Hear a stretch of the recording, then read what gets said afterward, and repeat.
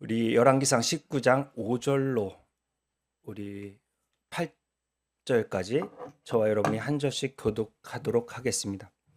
로뎀 나무 아래에 누워 자더니 천사가 그를 어루만지며 그에게 이르되 일어나서 먹으라 하는지라. 본즉 머리맡에 숯불에 구운 떡과 한 병 물이 있더라. 이에 먹고 마시고 다시 누웠더니 여호와의 천사가 또다시 와서 어루만지며 이르되 일어나 먹으라. 내가 갈 길을 다 가지 못할까 하노라 하는지라. 이에 일어나 먹고 마시고 그 음식물의 힘을 의지하여 40주 40야를 가서 하나님의 산 호렙에 이르니라. 아멘. 우리가 또 한 주 정도는 지나왔으니까 기억이 잘 안 나실 것 같습니다. 18장에는 비가 너무나 간절히 필요했던 이스라엘에게 제단을 쌓고 먼저 불이 내리는 응답이 있었습니다. 그래서 850대 1의 엄청난 승리를 엘리야가 거두게 되죠. 그 이후에 엘리야는 이제 기도하게 되는데 큰 빗소리를 들은 사람이 기도할 수 있다라고 말씀을 드렸습니다. 그러니까 말씀이 들리는 사람이 기도할 수 있다는 것을 꼭 기억해 주셨으면 좋겠어요. 말씀이 임하는 예배가 되기를 바랍니다. 말씀이 들리는 예배가 되기를 바랍니다. 그리고 희한하게 여러분, 엘리야는 성경의 다른 인물과 조금은 특별하게 기도하는 자세에 대해서 상세하게 우리에게 설명해 준다 했습니다. 사르밧 과부의 아들이 죽었을 때 그 아이를 다락방으로 가지고 이제 시체를 끌어안고 다락방에 올라가서 그 시체 위에 올라타고 뜨겁게 기도했던, 부르짖어 기도했던 엘리야의 기도의 자세를 우리는 보았습니다. 놀랍도록 예수님의 기도와 닮죠. 은밀한 골방에서 시간과 장소를 구별해서 기도하셨던 예수님. 그리고 겟세마네 기도에서 나의 원대로 마옵시고 아버지의 원대로 하옵소서라고 사력을 다해서 기도하셨던 그 예수님처럼 엘리야도 다락방에 골방에 올라가 그 아이를 위하여 시체에 올라타고 전력으로 그 아이가 살아나기를 기도했던 것을 우리는 보고 있습니다. 우리와 성정이 같은데 그의 기도에 하늘이 열리고 닫혔다는 것을 늘 기억하며 주님 앞에 구하고 기도할 수 있는 저와 여러분 되기를 바랍니다. 그래서 여러분, 들려야 입이 열려요. 입이 열려서 기도하는 가운데 7번 여기서도 자세가 나옵니다. 무릎과 무릎 사이에 얼굴을 넣고 고개를 넣고 간절히 기도합니다. 그리고 손바닥만한 구름이 보였을 때 아합에게 큰 비가 올 테니까 빨리 서둘러 나가라 라고 이야기합니다. 듣는 영적인 귀가 열리고 입이 열린 다음에 사람은 보게 됩니다. 겨자씨 하나만한 그런 작은 것을 보고도 하나님 나라를 볼 수 있습니다.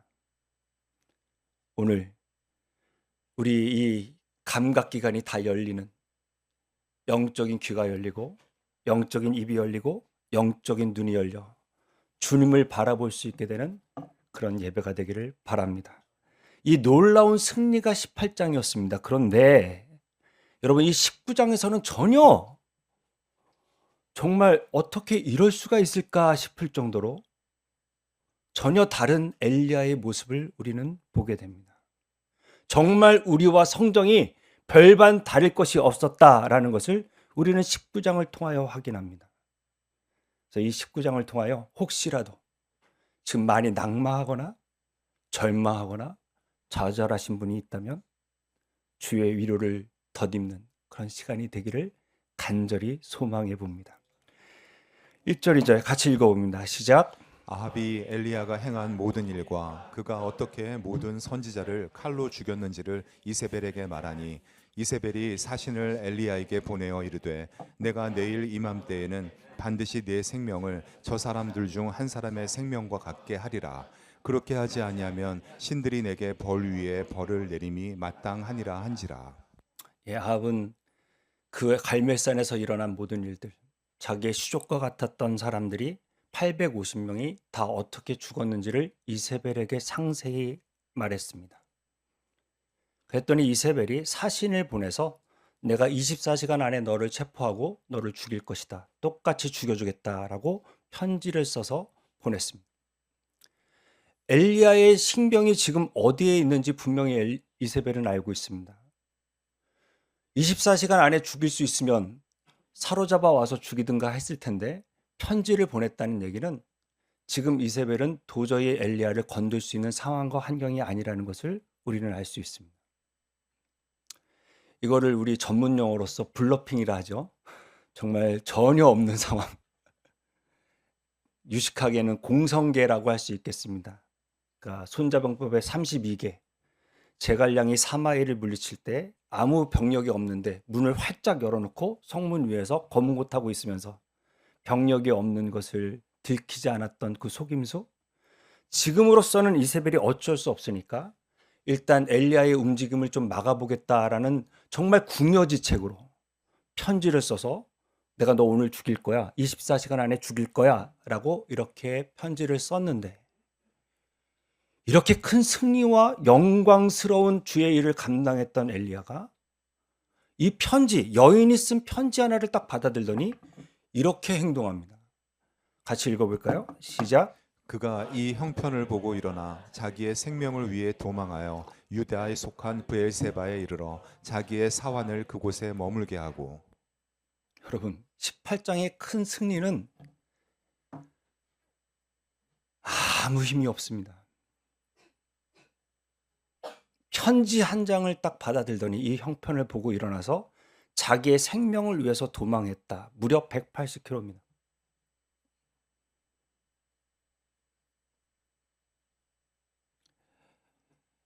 조지 엘리어트라는 영국이 낳은 여자 섹스피어라고 할 수 있는 그런 사람이 사람은 다 5가지 감옥에 갇혀 산다고 이야기했습니다. 첫 번째는 자기 사랑, 자기애. 남편을 사랑하는 것도 자기를 사랑하기 때문에 사랑하는 그런 논리를 가진 사람들입니다. 그러니까 여러분, 다 사람은 자기 중심성을 가지고 있어요. 철저하게 자기를 사랑하는 것으로 인생을 살아가는 사람들이 감옥에 갇혀 있다. 그 다음 걱정과 두려움.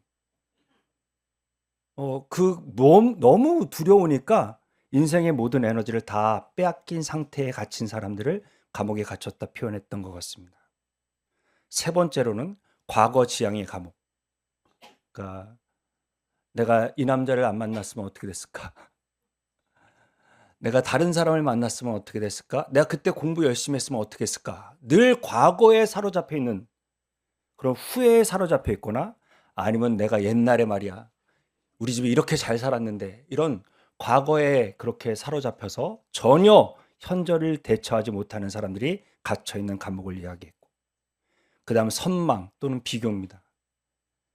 자꾸 남이랑 비교해요. 저 사람은 저런데 나는 이렇다. 그러면서 교만해지거나 아니면 열등감에 빠지는 사람들 감옥에 갇혀 있다. 마지막으로 뼈가 살이 다 타들어가고 녹을 정도로 다른 사람을 미워하거나 시기하거나 질투하는 사람도 감옥에 갇혀 있는 사람이다 라고 이야기했습니다. 다 이런 감옥에 우리가 다 갇혀 있다는 것이죠. 근데 크리스찬들도 여러분 이렇게 영적 침체의 감옥에 갇힐 때가 있고 엘리야와 같은 대선지자도 이 감옥에서 헤어나오지 못하는 모습을 우리는 지금 보고 있습니다. 형편의 시선이 딱 꽂히자 그동안 불을 내려주셨고 비를 내려주셨던 하나님은 전혀 보이지가 않고 이제는 상황이 형편이 그를 짓누르는 것을 보게 됩니다. 이 사람이 정말 같은 사람이 맞나 싶을 정도로 18장의 엘리야와 19장의 엘리야는 전혀 다르게 우리에게 보여주고 있다는 사실입니다. 사랑하는 여러분, 어제 식사를 많이 하셨더라도 오늘 밥 먹어요, 안 먹어요? 제가 가장 많이 하는 거짓말이 뭐라고 말씀드렸어요? 점심 많이 먹고 오늘 저녁은 먹지 말아야겠다. 이게 저의 가장 큰 많이 하는 거짓말입니다. 그리고 맨날 와서 아내한테 뭐 없어? 라고 물어보는 시간이 지나고 나면 뭐 없어? 뭘 뭐 없어? 안 먹겠다 그래 놓고. 네, 여러분 18장의 승리가 19장의 엘리야를 보장해 주질 않아요. 엘리야가 이렇다면 우리는 말할 것도 없습니다. 딱 이 감옥에 갇혀서 이렇게 합니다. 4절 5절 같이 읽어봅니다. 시작. 자기 자신은 광야로 들어가 하룻길쯤 가서 한 로뎀 나무 아래에 앉아서 자기가 죽기를 원하여 이르되 여호와여 넉넉하오니 지금 내 생명을 거두시옵소서. 나는 내 조상들보다 낫지 못하나이다 하고 로뎀 나무에 누워 자더니. 여러분, 이렇게 형편에 갇히게 되면 두 가지 반응이 나타납니다. 첫 번째는 자기 연민입니다. 3년 동안 내가 죽도록 주를 위하여 달려왔는데, 내가 그리시네가도 가고 사르밧도 가고 모든 고생과 헌신과 할 수 있는 최선을 다했는데 도대체 하나님은 나에게 해준 게 뭐야? 이제 난 도망자 신세가 됐습니다.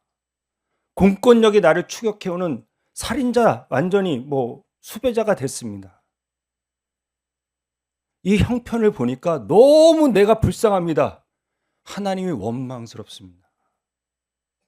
내가 주를 위하여 이렇게까지 충성을 다했고 달렸는데 지금 내 형편과 상황은 도망자일 뿐이다.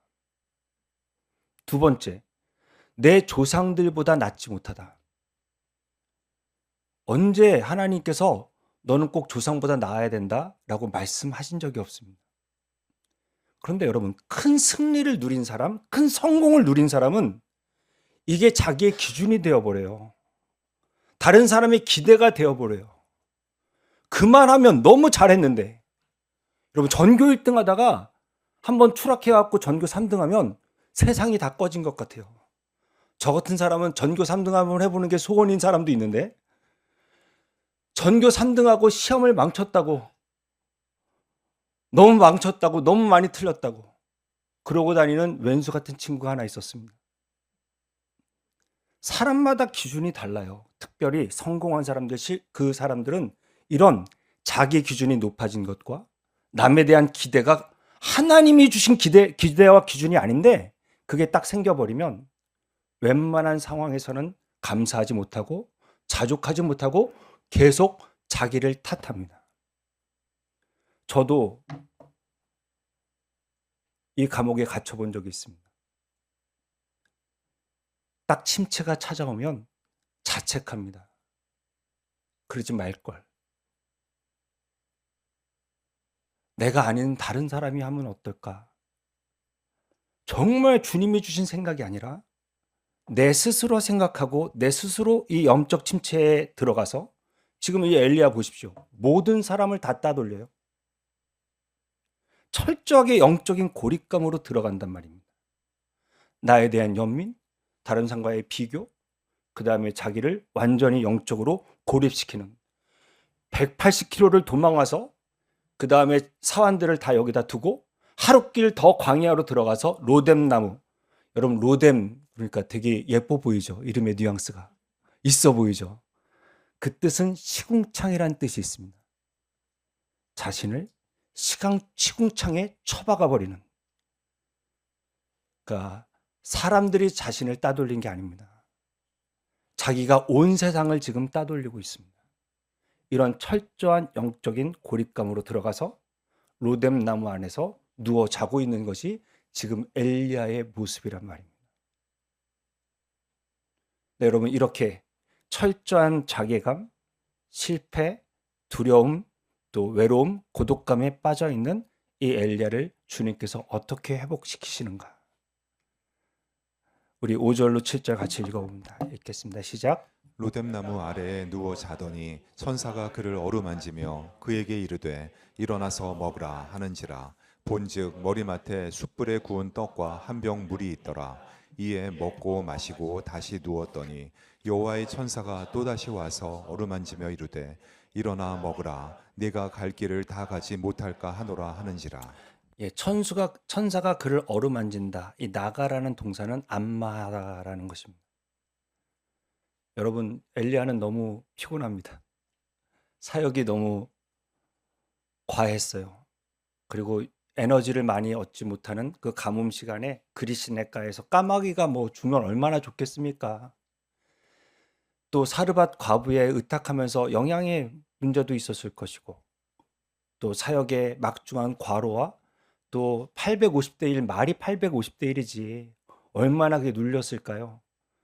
특송 하나 맡아도 대표기도 한번 맡아도 그 전날 여러분 영적인 긴장이 있는데 850대 1의 전투를 치르려면 어떤 긴장이 있을까요?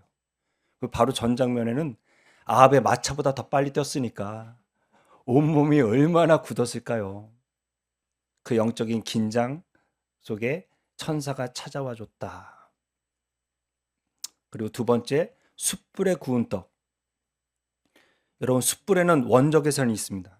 몸에 좋다는 것이 더 숯이라 사람들이 이렇게 숯 찜질방도 많이 가는 것 같습니다.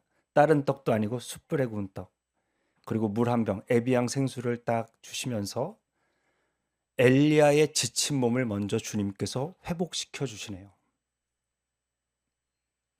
영적으로 침체가 되신 분들, 먼저 회복이 있을 때는 여러분 육체적인 쉼이 필요합니다.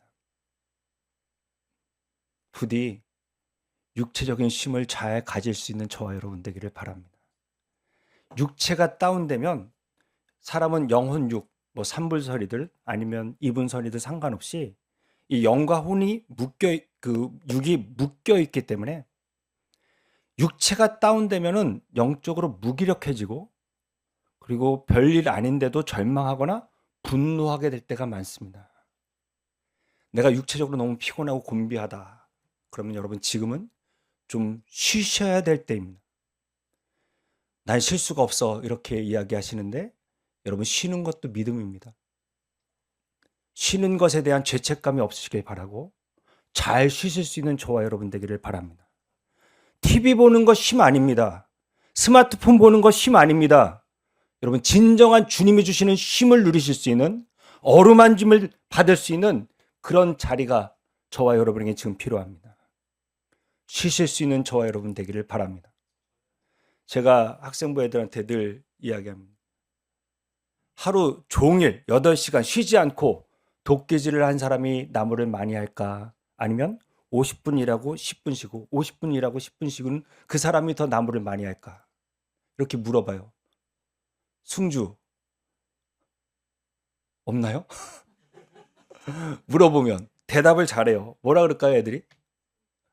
50분 일하고 10분 쉬는 게 더 많이 한다 그럽니다. 그러면 쉬어. 근데 못 쉬어요. 잘 쉬는 사람이 롱런하고 잘 쉬는 사람이 퀄리티 있는 시간을 보낼 수가 있어요. 여러분 만약에 정말 내가 영적인 침체가 왔다 그러면 토요일을 잘 보내셔야 돼요. 주일날 예배 올 때 가장 좋은 컨디션으로 오셔야 됩니다. 육적인 회복이 먼저라는 것을 놓치지 않으시기를 바랍니다. 하나님 앞에 내가 잘 쉴 수 있는 방법을 알려주세요라고 구하고 토요일마다 안식과 쉼을 누리실 수 있는 은혜가 있게 되기를 바랍니다. 본인이 못 놓지만 여러분 퀄리티 없는 시간으로 잡고 있어봐야 별 소용없어요. 정말 육이 잘 회복될 수 있는 그 선택을 먼저 할 수 있는 토요일은 조금 일찍 주무시고 먼저 몸을 챙기실 수 있는 은혜가 있었으면 좋겠습니다. 첫 번째 영적 침체의 감옥에 갇힌 사람들이 해야 될 일 한번 같이 읽어봅니다. 시작. 쉬고 먹고 마시는 것이 회복의 시작입니다. 전 안식이라고 말하고 싶어요. 하나님만이 주실 수 있는 쉼. 토요일 날 하나님 예배를 잘 드릴 수 있도록 제 육체적인 컨디션이 잘 회복될 수 있도록 도와주십시오라고 기도하고 또 그 영양을 챙기고 수면을 챙길 수 있는 그런 쉼이 있었으면 좋겠어요. 그리고 주님이 주시는 영적인 지혜와 계시의 영의 충만으로 시간의 오병이어를 경험하며 사셔야 되는데 눈은 떠 있고 일한다 하는데 일하는 능률이 전혀 없는 조금 뭐 하다 카톡 하면 또 그거 봤다가 그러면서 또 일하면서 일한다고 피곤하다고 그걸 입에 달고 사는 정말 시간의 퀄리티를 높일 수 있는 그 길을 택하시기를 바라요. 저는 바쁘다고 입에 달고 살지만 참 시간의 퀄리티 못 누리고 사시는 것 같다라는 생각을 가지게 될 때가 많습니다. 여러분 1시간 만에 10시간 붙들고 있는 거를 할 수 있어요. 아멘이십니까? 그런 은혜가 잘 쉰 사람에게 임할 줄로 믿습니다. 그냥 일 잡고 있다고 일 되는 거 아닙니다. 정말 하나님께서 계시의 영을 주시면 순간에 끝날 일을 몸도 고생하고 마음도 힘들어지는 길을 택하지 마시고 잘 쉬실 수 있는, 그래서 함부로 낙마하거나 절망하지 않도록 딱 이렇게 벽을 세우실 수 있는 저와 여러분 되기를 바랍니다. 이렇게 잘 쉬게 하신 이유는 육체적인 신만이 중요한 게 아니라 영적인 회복을 위함이라는 것을 기억해 주셨으면 좋겠어요. 8절 읽어봅니다. 시작. 이에 일어나 먹고 마시고 그 음식물의 힘을 의지하여 40주 40야를 가서 하나님의 산 호렙에 이르니라. 40년을 뺑뺑이 돌았던 그 길을 다시 돌아가면서 40일을 하나님의 산 호렙에 이르렀다. 그러니까 지금 엘리야가 먼저 육체적인 회복을 가진 이유는 이 영적인 하나님의 회복을 주시기 위한 어떤 과정이었는데, 그렇게 회복하고 호렙까지 가는 길을 잘 갈 수 있도록 하나님이 어루만져 주셨다는 것을 우리는 알 수 있습니다. 그리고 호렙산이라는 것은 옛날에 우리 모세 때 신의 산, 율법을 받은 산과 동일한 산의 이름입니다. 호렙과 시내는 똑같은 이름이다. 그렇게 여기시면 되겠습니다. 그 호렙에 이르렀고, 구절은 이렇게 상세하게 우리에게 가르쳐 주고 있습니다. 구절 읽어볼까요? 시작. 엘리야가 그곳 굴에 들어가 거기서 머물더니 여호와의 말씀이 그에게 임하여 이르시되 엘리야야 네가 어찌하여 여기 있느냐. 여러분, 그곳 굴, 그러니까 히브리어에 하라는 정관사를 썼습니다. 정확한 그곳, 정확한 그곳이라고 말하려면 구약 성경 앞에 어느 곳인지가 나타나야 됩니다. 신의 산에서 장소를 정확하게 우리 성경에서 가르쳐 주는 곳은 한 곳밖에 없습니다. 우리 같이 한번 21절로 23절 읽어봅니다. 읽겠습니다. 시작. 여호와께서 또 이르시기를 보라 내 곁에 한 장소가 있으니 너는 그 반석 위에 서라. 내 영광이 지나갈 때에 내가 너를 반석 틈에 두고 내가 지나도록 내 손으로 너를 덮었다가 손을 거두리니 내가 내 등을 볼 것이요 얼굴은 보지 못하리라. 모세가 하나님의 얼굴을 보게 해달라고 간구했을 때 얼굴을, 영광을 마주하면 죽으니까 바위 틈 속에 모세가 있고, 그 다음에 그것을 덮어주시고 지나간 다음에 내 손으로 탁 덮었다가 지나간 다음에 등을 보게 하신 그 은혜의 장소, 율법을 받았던 모세가 하나님과 독대했던 그 장소, 그곳으로 하나님은 지금 엘리야, 영적인 침체 감옥에 빠진 엘리야를 지금 그곳으로 초청하고 계십니다. 그리고 가서 교제하시죠. 두 번을 똑같은 질문을 합니다. 그러니까 우린 9절만 읽어봅니다. 9절 읽겠습니다. 시작. 엘리야가 그곳 굴에 들어가 거기서 머물더니 여호와의 말씀이 그에게 임하여 이르시되 엘리야야 네가 어찌하여 여기 있느냐. 자신을 실패자라고 규정하고 아무것도 한 것이 없는 절망 속에 빠져있는 그 자리, 그 자리는 네가 있을 자리가 아니야. 두려움에 빠진 그 자리는 네가 있어야 될 자리가 아니야. 절망하고 자책하는 그 자리는 네가 있어야 될 자리가 아니야. 지금 두려움과 자책에 빠져있는 그 엘리야에게 지금 네가 어찌하여 여기 있느냐 주님이 묻고 계십니다. 이 주님의 질문을 받자 엘리야는 가슴속에 있는 이야기를 합니다. 마음에 있는 것들을 다 토해내죠. 역시 두 번의 질문과 똑같이 동일한 답이 반복되니까 우리는 10절을 읽어봅니다. 읽겠습니다. 시작. 그가 대답하되 내가 만군의 하나님 여호와께 열심히 유별하오니 이는 이스라엘 자손이 주의 언약을 버리고 주의 제단을 헐며 칼로 주의 선지자들을 죽였음이오며 오직 나만 남았거늘 그들이 내 생명을 찾아 빼앗으려 하나이다. 여러분, 카나라는 특별하다, 열심, 유별하다 라는 단어를 써서 나는 여호와께 열심히 특심했습니다, 특별했습니다 라고 지금 셀프 PR을 엘리야가 하고 있습니다. 영적 침체에 빠진 사람들의 특징은 나만 의롭고 나만 헌신하고 나만 옳고 나만 손해보고 나만 처음부터 끝까지 나만이라는 생각을 많이 합니다. 그러니까 자기는 특별한 존재라고 생각해요. 나만 이렇게 열심히 하는데 다른 사람은 다, 나만 이렇게 옳게 신앙생활하는데 다른 사람은 다, 나는 특심한데 지금 나는 이제 나만 남았습니다, 그들이 내 생명도 뺏으려 합니다 라고 지금 그렇게 하나님께 본인의 마음을 토하고 있습니다. 나만 손해보고 나만 십자가 지고 나만 바보같이 신앙생활하고 이런 엘리야의 모습을 보게 됩니다. 그런데 이 질문에 이 대답에 하나님은 유머러스한 대답을 주시네요. 같이 18절을 읽어봐요. 읽겠습니다. 시작. 그러나 내가 이스라엘 가운데에 7천 명을 남기리니 다 바알에게 무릎을 꿇지 아니하고 다 바알에게 입맞추지 아니한 자니라. 아멘. 하나님의 대답은 야, 너 말고 7천 더 있어 라는 대답이셨습니다. 여러분, 영적인 침체에 빠지면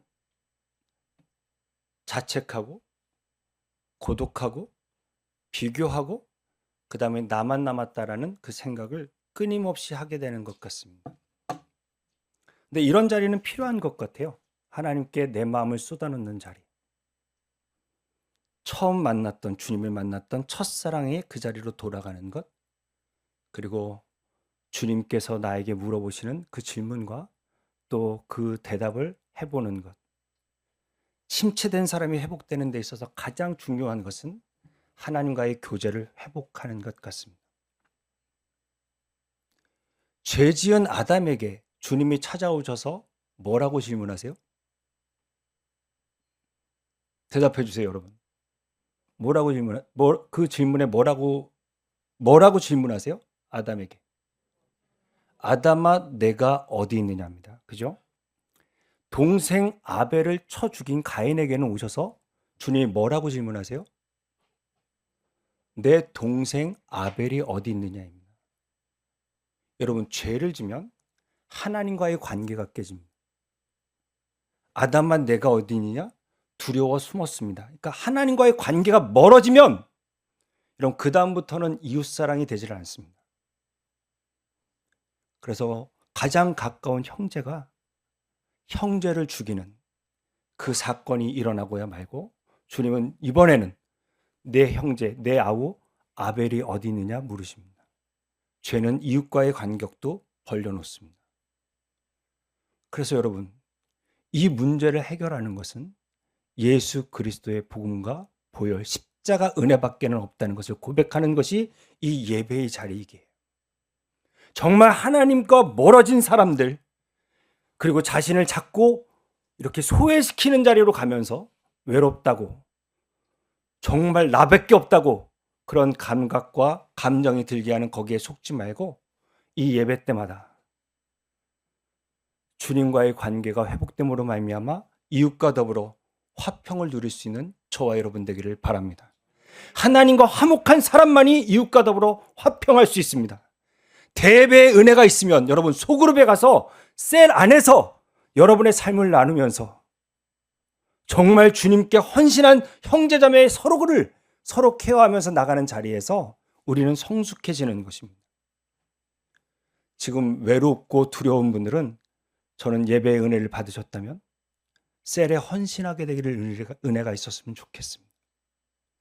관계가 회복되는, 하나님과의 관계가 회복되는, 이웃과 관계가 회복되는 그 자리가 진짜 내가 영적 침체의 감옥에서 나오는 자리라는 것을 기억하고, 혹시라도 지금 고립감이 있으신 분들은 예배와 셀 모임을 회복하실 수 있는 은혜가 우리 가운데 있게 되기를 바랍니다. 두 번째, 우리 같이 읽어봅니다. 읽겠습니다. 시작. 회복은 주님과 깊은 교제를 통해서만 가능합니다. 마지막으로 세 번째 나눕니다. 15절 16절 같이 읽어봅니다. 시작. 여호와께서 그에게 이르시되 너는 네 길을 돌이켜 광야를 통하여 다메섹에 가서 이르거든 하사엘에게 기름을 부어 아람의 왕이 되게 하고 너는 또 님시의 아들 예후에게 기름을 부어 이스라엘의 왕이 되게 하고 또 아벨 무올라 사벳의 아들 엘리사에게 기름을 부어 너를 대신하여 선지자가 되게 하라.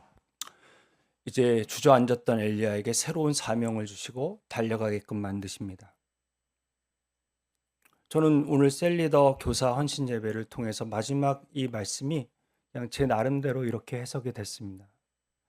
그러니까 진정한 회복은 사명을 향하여 달려가는 것이다. 그리고 오늘 교사와 셀리더가 같이 이렇게 헌신 예배를 하게 된 것은 이 두 직분 다 영혼을 책임진 사람들이다. 그리고 사람을 세우는 일에 부름받은 사람이다라고 그렇게 해석하게 되었습니다. 여러분, 진정한 회복은 사명을 향해 달려가는 줄로 믿습니다. 지금 주저앉았던 엘리야가 일어섭니다. 사람을 세우는 일을 맡기시죠. 실패했던 베드로에게는 주님이 이렇게 하십니다. 어저께 나눴던 이야기인데 그래도 다시 한번 반복합니다. 한번 읽어볼까요? 읽겠습니다. 시작. 세 번째 이르시되 요한의 아들 시몬아 네가 나를 사랑하느냐 하시니 주께서 세 번째 네가 나를 사랑하느냐 하심으로 베드로가 근심하여 이르되 주님 모든 것을 아시오매 내가 주님을 사랑하는 줄을 주님께서 아시나이다. 예수께서 이르시되 내 양을 먹이라. 이런 베드로가 철저히 실패했죠. 3번을 부인하고 저주했습니다. 그 베드로에게 주님이 찾아가셔서 그럴 줄 알았어 라거나 아니면 책망하지 않으시고 정찬을 마련해 주신 다음 그 다음에 3번을 질문해 주시죠. 그래서 베드로가 3번을 고백하게 하시면서 회복해 하십니다. 그죠? 그리고 물으신 질문은 내가 나를 사랑하느냐 였습니다. 교회에서 영혼을 섬기는 사람들에게 자격이라면 자격, 딱 하나 주님이 요구하시는 것은 네가 나를 사랑하느냐입니다. 영혼을 맡으려면 주님을 사랑하지 않고서는 안 됩니다. 우리 교사와 셀리들에게 주님을 사랑하는 마음을 부어주시기를 바랍니다. 그리고 맡기셨습니다. 내 양이라 했습니다. 여러분, 저는 트르키에나 조지아나 이런 데서 이제 목자들을 많이 대했습니다. 그리고 정말 저에게 양고기를 대접해 주는데 양을 매달고 이렇게 칼로 어떤 뭐 혈관 같은 데를 베겠죠. 정말 양이 조금도 소리를 안 내고 죽는다는 것을 거기에서 처음 알았습니다. 전혀 울지도 않아요. 그냥 이렇게 다 해놓으면 피가 쭉 빠질 때까지 아무 그거 없이 죽어요. 그게 놀랬고, 또 하나 정말 더럽게 말을 안 들어요. 정말 자기 멋대로 시력도 거의 안 보이고 지 맘대로 가는 것이 양이다. 그리고 생각보다 너무 더럽다. 밖에서는 하얘 보였는데 가까이서 보니까 완전히 장난 아니게 더러운 게 양이다라는 것을 알게 됐습니다. 우리 셀리들이 맡은 양들은 더럽고 배은망덕하고 정말 주님의 뜻 따라 걷는 양이 별로 없는, 그러면서도 모든 걸 다 아는 척하고 아무것도 모르면서 그냥 자기 고집대로 살아가는 것이 여러분에게 맡겨진 양들일 것입니다. 그 양을 맡는 유일한 조건은 주님을 사랑하는 그 마음으로 그 양을 잘 섬길 때, 특별히 나의 부인과 실패를 책하지 않으시고 정찬으로 대접해 주시고 또 고백으로 회복시켜 주신 주님의 은혜를 경험한 사람으로서 양들을 잘 섬길 수 있는 그런 마음을 가지고 맡기신 양들에게 충성을 다하는 우리 셀리더들 다 되시기를 축복합니다. 또 하나, 우리 교사들, 저는 2학년 때, 초등학교 2학년 때 신은주 선생님, 중학교 2학년 때 홍인종 선생님, 고등학교 3학년 때 우리 사공향수 선생님의 이름을 잊을 수가 없습니다. 정말 기도로 저를 사랑해 주셨습니다. 근데 저는 늘 공과를 도망쳤고 늘 그분을 속상하게 했고, 신은주 선생님은 저가 하도 장난치고 개구져서 몇 번을 저희 학생들 앞에서 우셨던 것으로 기억합니다. 근데 그 눈물의 기도 덕분에 어쩌면 제가 지금 목회자가 되어 있고, 그분들은 아마 제가 목회자가 되어 있는 모습을 보면 진짜 하나님이 살아계시다는 것을 누구보다도 잘 아실 수 있지 않을까라는 생각을 가져봅니다.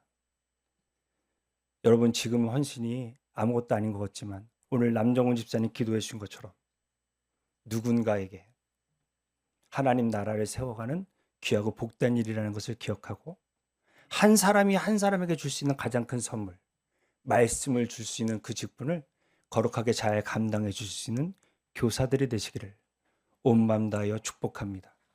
그리고 여러분, 혹시 지치셨습니까? 혹시 영적인 감옥에 갇히셨습니까? 우리의 결론은 그렇게 끝나지 않습니다. 언젠가 소개해드렸지만 한 사람을 소개해드리고 싶습니다. 저기 폭포는 빅토리아 폭포입니다. 그 옆에 동상이 하나 서 있습니다. 혹시 아실까요? 데이빗 리빙스턴. 아프리카 선교의 아버지이십니다. 본인이 헌금을 드릴 돈이 없어서 헌금 바구니에 올라탔던 사람입니다. 그분이 신학교 시절에 설교학 시간에, 설교 실습 시간에 평가를 받는 자리에서 설교문이 바람에 날아갔습니다. 저걸 주술까? 아니면 그냥 할까? 막 혼돈스럽다가 어버버대대대 이렇게 하다가 끝났습니다. 그러고 울면서 밖에 뛰쳐나가서 나는 주의 종으로 부름받을 자격이 없어. 난 설교의 은사가 없어. 나는 하나님께 쓰임받지 못할 거야. 그러고 울고불고 난리 쳤는데 그 사람은 지금 빅토리아 폭포 옆에 우리가 아프리카 선교의 아버지라고 그렇게 리스펙하는 그런 사람으로 서 있습니다. 저는 그 사람이 훌륭하다고 말씀드리는 게 아니라 하나님은 저와 여러분을 그런 자리까지 인도해 주시리라 믿습니다. 지금 나를 보고 내가 주저앉았다고 실망하고 넘어졌다 자책할 것 없습니다. 시간이 지나면 주님은 반드시 저와 여러분을 회복시켜 주실 것이고 아름다운 자리에서 사명을 계속하도록 그렇게 회복시켜 주실 줄로 믿습니다. 우리 읽어볼까요? 마지막 같이 읽습니다. 시작. 사명을 향해 달려가는 것이 진정한 회복입니다.